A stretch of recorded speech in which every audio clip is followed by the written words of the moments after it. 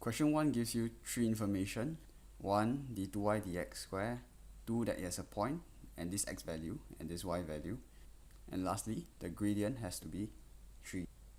And the question asks you to find the equation of the curve. For example, being y is equals to, let's say, something x square plus something x, for example. So in general, first step, we have to make this become a dy dx form in terms of x, not just in terms of 3. And then from there we can let's do it first, and that will be clearer. So d2y dx squared. So we do it step by step. Now just copying down what we found here. So since from 8 you can get 8x, because 8 being 8x power 0.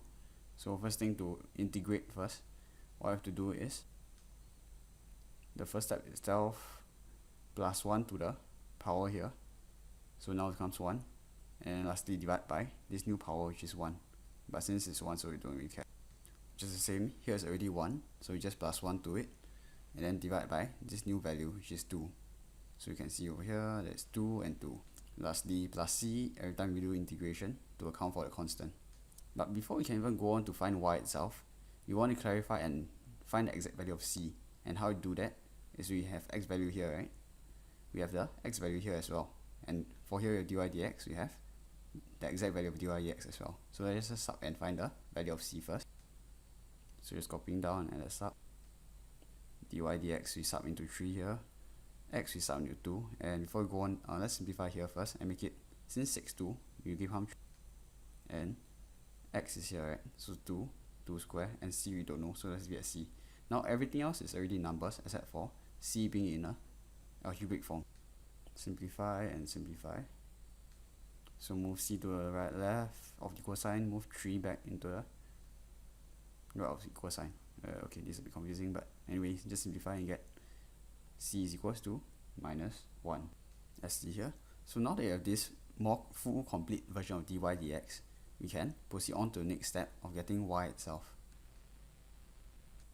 Just ignore, it's a small error. So 8x squared, so we have 8x squared. So quickly explain, since this is 1 itself, just plus 1 to the original amount and divide by the total new power, which is 2. So you have 2 here and 2 here. Next up, just the same, 2, you plus 1 to it, get 3, and divide by the new power itself. And I mean the whole expression divided by new power. Yep. Over here, x is 1 times x power 0. So we bring the power become 1 itself. And divide by 1, which is the same answer. And lastly, you avoid using c. You can use other algebras as well, but yeah, the idea is still the same, to add a constant over here. Now we almost have the full equation, just that we're lacking this value itself. In fact, we actually have the y value, as we found earlier, and x value, as you can see over here, the x value and y value. So all you gotta do is actually sub it all in, and you can actually find your whole answer. Simplify all and get d equals to.